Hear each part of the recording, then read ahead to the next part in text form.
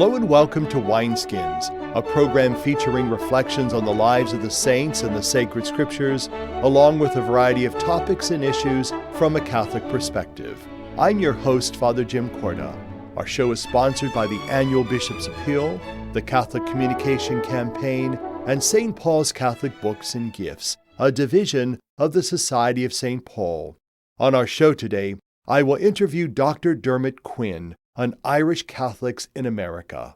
We will also hear more about the life of St. Charles Lwanga and his companions and the readings for this feast of the Most Holy Trinity. That and more on Wineskins.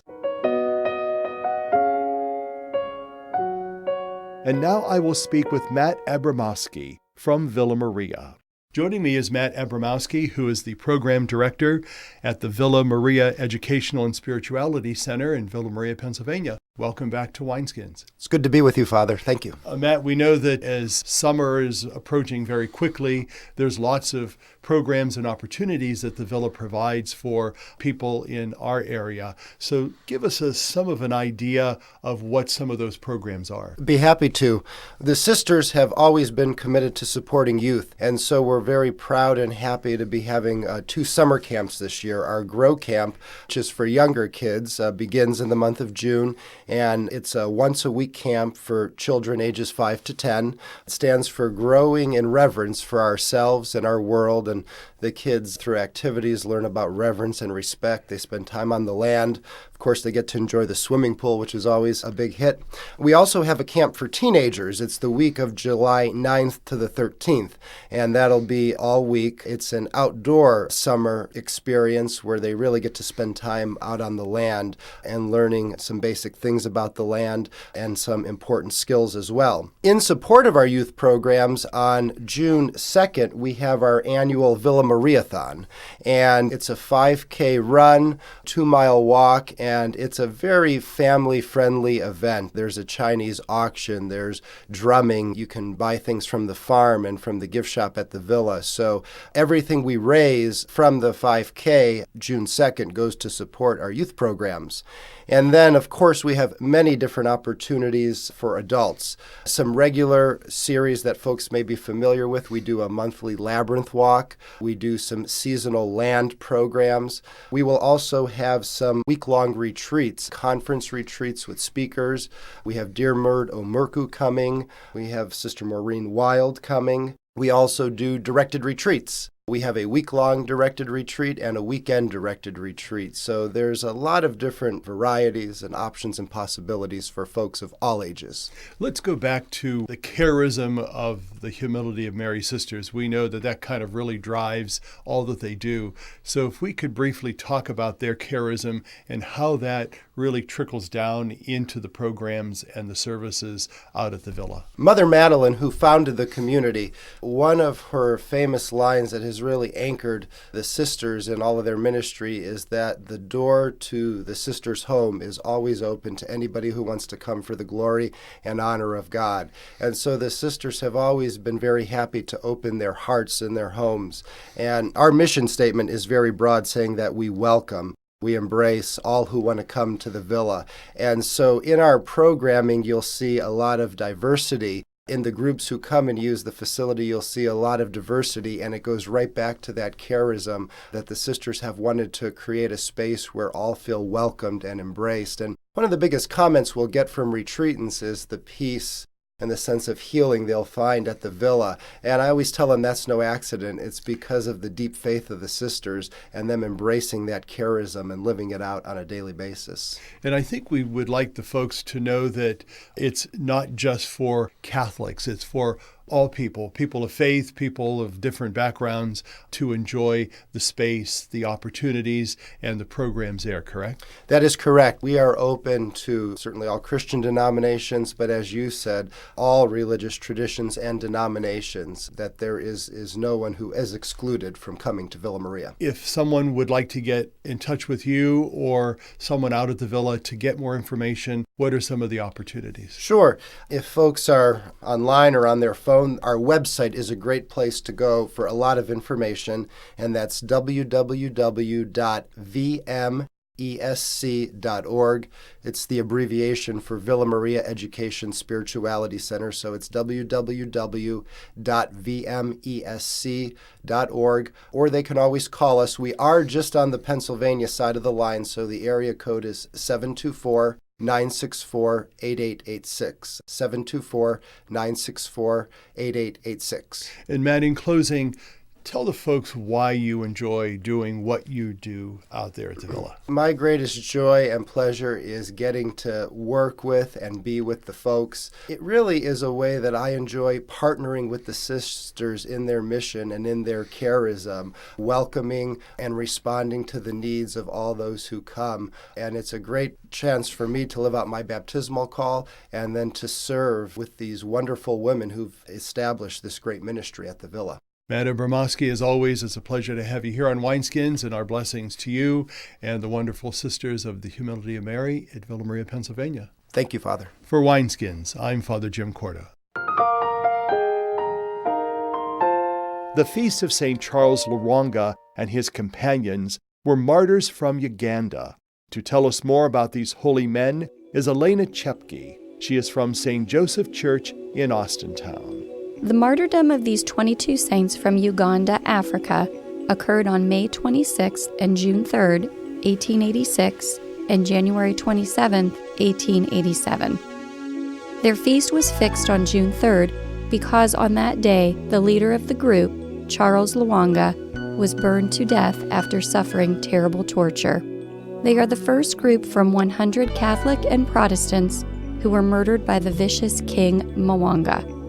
They are the first martyrs of Black Africa, and they were canonized during the third session of the Second Vatican Council with the entire Catholic episcopate in attendance. Uganda had been evangelized first by the White Fathers in 1879, but they were expelled in 1882. 2 years later, King Lwanga invited them to return, but later he became a fierce persecutor of the Christian religion. In 1885, he murdered a group of Christians together with their Anglican Bishop Hannington under the pretext that they were guilty of espionage. Later in the same year, he had Joseph Mukasa beheaded, together with some of the court pages, because they prayed from a book. In 1886, Charles Lwanga and 12 companions were sentenced to death. The youngest was a lad of 13 years. Another was a man who was first converted to the Muslim religion, then to the Protestant, and finally became Catholic. Charles Lwanga has been declared patron of Catholic action and of Black African youth. Within a year after their martyrdom, the number of catechumens rose from 800 to 3,000. In the decree of their canonization in 1864, Pope Paul VI hailed the martyrdom of Anglicans and Catholics in Uganda as strengthening the hope of Christian unity. During his pastoral visit to Africa in 1969, Pope Paul VI celebrated Mass on an altar above the urn containing the relics of the saint. In doing so, he was reviving the tradition of Saint Cyprian, who celebrated Mass over the tomb of the martyrs of Carthage. In fact, the responsory for the Office of Readings is taken from a letter by Saint Cyprian. In his homily, quoted in the Office of Readings, Pope Paul VI stated that these new martyrs of Africa are a page worthy in every way to be added to the annals of the Africa of earlier times, which we, living in this era and being men of little faith, never expected to be repeated. In the prayer over the gifts, there is an allusion to the refusal of the martyrs to accede to the request of the king to commit sins of impurity. The steadfast refusal of the young martyrs is rich in significance for the proper formation of our youth in our day. The prayer after communion states that as the sacraments helped them endure their sufferings, they can also keep steadfast in faith and love. The opening prayer says, "Father, you have made the blood of the martyrs the seed of Christians. May the witness of St. Charles and his companions and their loyalty to Christ in the face of torture inspire countless men and women to live the Christian faith. For Wineskins, I'm Alaina Chepke. Joining me now is Dr. Dermot Quinn, who is a professor at Seton Hall University, and you recently were here for the First Friday Club. Welcome to Wineskins. Well, thank you, Father. It's been delightful to be here in Ohio, my first time in Ohio, and I hope not my last. Well, we certainly hope you come back. Those of us who were born and raised in Ohio love it, except during the wintertime. But now we're in the springtime, and so we certainly appreciate the beautiful weather, and we thank you for coming. Your topic was Irish Catholics in America. I'd like us to kind of set the scene for the folks that are with us. What is kind of the time frame? When did the Irish Catholics actually start coming to America? Well, actually, Father, the idea that I was trying to suggest to the audience was that there's been a history of Irish Catholicism in America for a very, very long time. In fact, if you wanted to be very, very kind of pedantic about it, you might say that the very first Irishman, the very first Irish Catholic to come to America was St. Brendan. St. Brendan the Navigator, a 6th century monk who left Ireland in 530 or thereabouts. His idea was to try to find the Garden of Eden, and well, he found America, or is rumoured to have found America. So if you would like to think of it that way, there have been Irish Catholics in America for many, many years. But of course, the greater movement of Irish Catholics to America came in the 18th century and then very much in the 19th century. In the 18th century, we certainly do have evidence of a considerable Irish Catholic presence in what was then colonial America, soon to become the United States of America. The one Catholic signatory of the Declaration of Independence was descended from Irish people, Charles Carroll. So there was a kind of relatively small kind of Catholic middle class in the 18th century. But of course, the vast majority of Irish Catholics came in the 19th century. Between 1820 and 1920, there were about 4.5 million Irish people who came to the United States, and the vast majority of those people were Catholics. So we're really talking about a kind of a 19th century migration. And when they came, were they looking for something? Were they looking, for example, religious freedom? Was that one of the main reasons why they would have come to America, like our forefathers and mothers? Well, I think in some ways, no is the answer to that question, surprisingly. Certainly those who came in the 18th century were looking for religious freedom, because Ireland in the 18th century suffered from penal legislation. The practice of the faith was simply illegal in Ireland for many years. But in the 19th century, the movement was much more a movement of social and economic necessity, particularly as a result of the Great Famine that took place in the middle of the 19th century.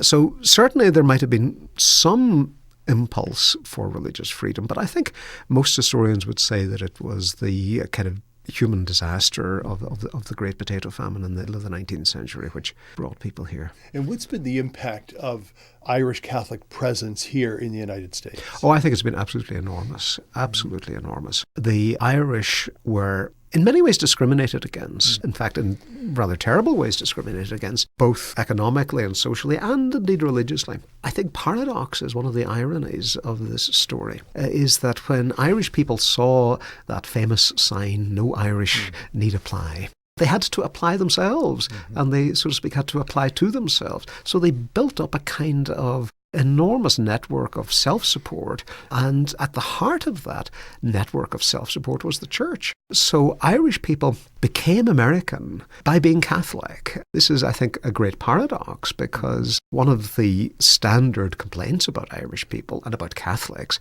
is that they were somehow un-American, that they had a loyalty to the Pope, that they were foreign, they refused to fit in, and so on. And the reality is that it was precisely because they were Catholic that they became American. And the story of the 19th century is of Irish people building up the church in America. I mean, most of the bishops were of Irish extraction, or indeed born in Ireland. I mean, the first Archbishop of New York, Archbishop Hughes, was born in Ireland. And so many of the clergy of the 19th century were Irish Catholics, descended from Irish Catholics, or themselves born in Ireland.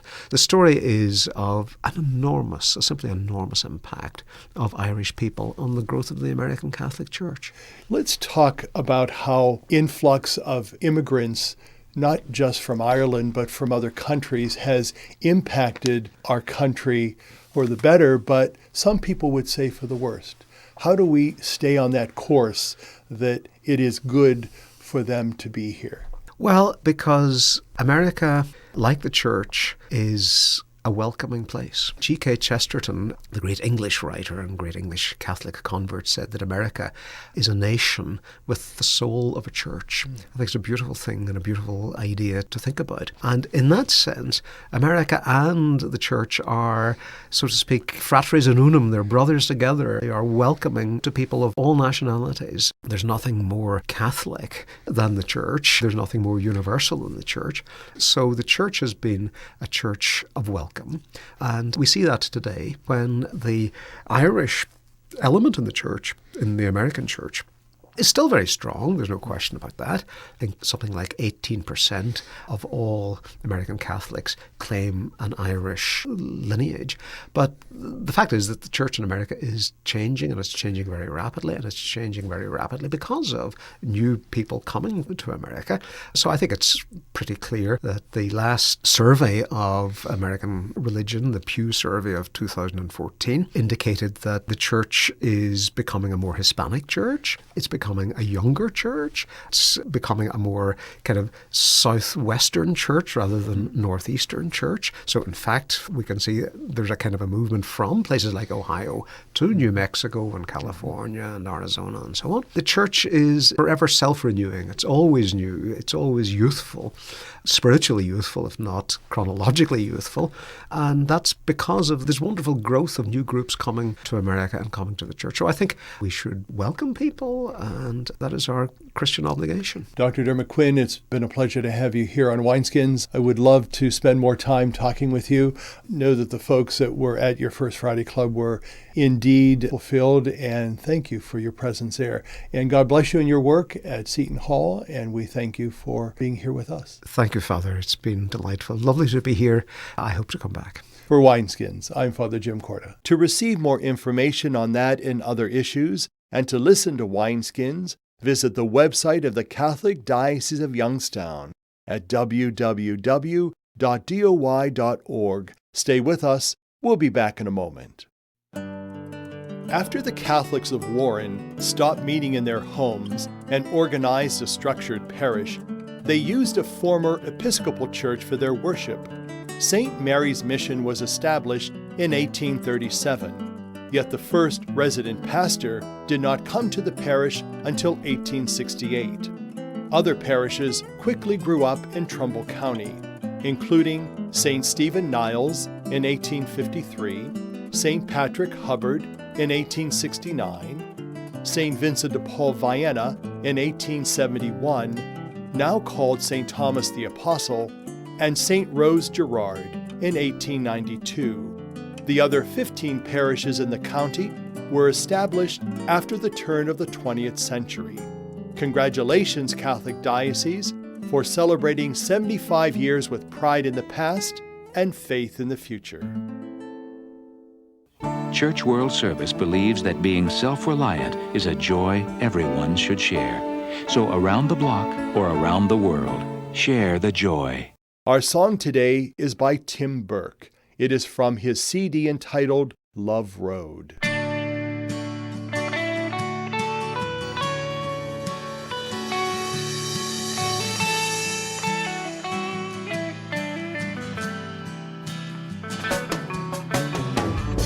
see the light, it shines so bright above the lives of everyone. It comes from God's creative Son. And now that He has let us see, it's up to us to carry on and strengthen those who may hold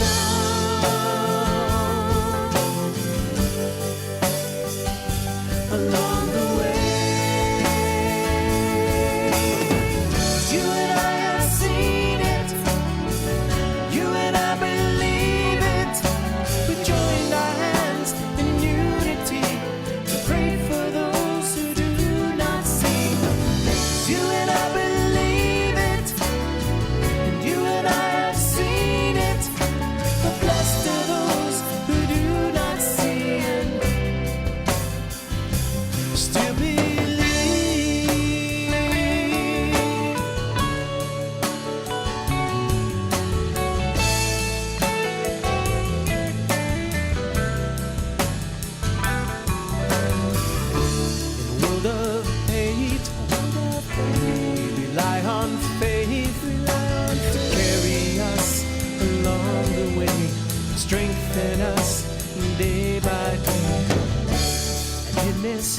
right in this fight. Wrong and right, it's up to us to carry on and strengthen those who may fall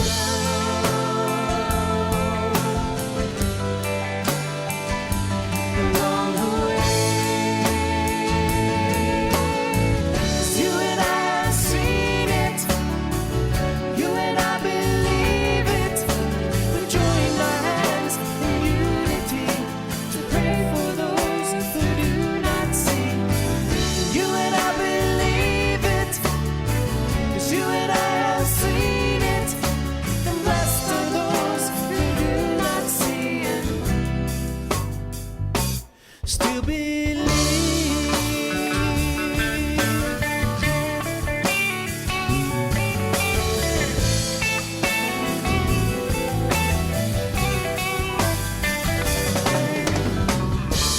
Now that He has let us see, it's up to us to carry on and strengthen those who may fall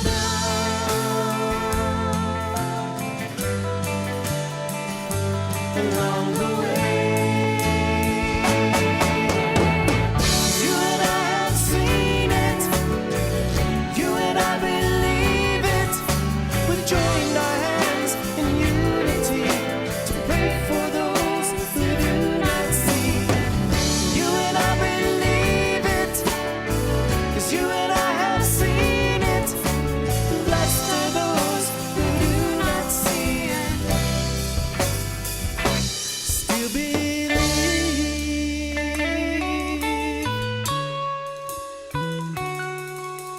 Blessed are those who do not see it,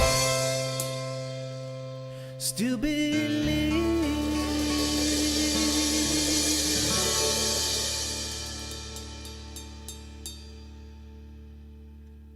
Our scripture reflections for this feast of the Most Holy Trinity will be by Deacon Mike Kojancic. He is from St. Charles Church in Boardman. In the Church's liturgical calendar, Sundays sometimes give way to solemnities or feast of the Lord. Not saying that Sundays are unimportant, but this Sunday is one of those special events. Instead of being an ordinary or counted Sunday, it gives way to the celebration of the Most Holy Trinity. But there is an even more important reason that makes this feast different than most. You see, usually feast days remind us of a significant, life-changing event in the history of our faith and church. We read of how it so moved the ancestors of religious heritage that the growing followers of Jesus were then moved in their own lives to live more fully and deeply as a child of God, inspiring them to go out and spread the good news. Last week we read of the coming of the Holy Spirit upon the apostles at Pentecost, and this week we learn that we are challenged to use that same Spirit to go out and live more fully and deeply as a child of God. That same command that Jesus gave to the 11 on the mountaintop is given to us today, to go and make disciples of all nations. And perhaps not surprisingly, we may be like those early disciples that while we gather to worship Him, we also have doubts. Why do we doubt? Maybe because instead of remembering that we are made in the image of God, we have instead made God in our image. Culture and society doesn't help. They have convinced us that we are entitled to be all-powerful individuals of our own universe, thinking that everything and everyone should revolve around us. And that's the problem. There are too many gods in the world, and not enough sons and daughters of the Spirit. We are afraid to go out and let others know that they are not the center around which everything revolves. We may not even believe it of ourselves. But those are not just words given to them centuries ago, and not just words given to us today. It was and is a command. If you think today I'm going to explain the theology of the Trinity so you can understand it completely, well, you're in for a disappointment. If theologians and philosophers, after hundreds of years, are still discussing and trying to understand the Trinity, what chance does this 68-year-old man have? But we are not to understand it completely in this life. That will come later when we abide forever in His presence. But what we are to do here and now is to live the Trinity. We tend to think in human terms of somehow there are three distinct persons in one God. And that concept is difficult at times to get a handle on. And so in the past we've come up with analogies, such as the image of a shamrock, or how I have three persons within me. I'm a father and husband, a deacon, and a neighbor. We must realize, though, that when it comes to the Trinity, these three are in constant unity, making just one presence. The Father creates, the Son teaches, the Spirit encourages and inspires us. All three happen at the same time. They are not separate or categorized. Being a deacon should influence how I am as a father and neighbor, and being a father should influence how I act as a deacon and neighbor, just as being a neighbor influences me being a deacon and a dad. We all want to compartmentalize our lives so that one part of who we are has no bearing on the other parts.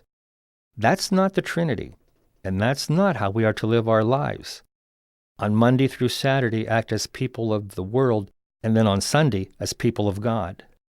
The person we are on Sunday should be the same person we are on Monday through Saturday. That's scary, and that's why we have doubts, to have our faith life intermixed so thoroughly with our secular life.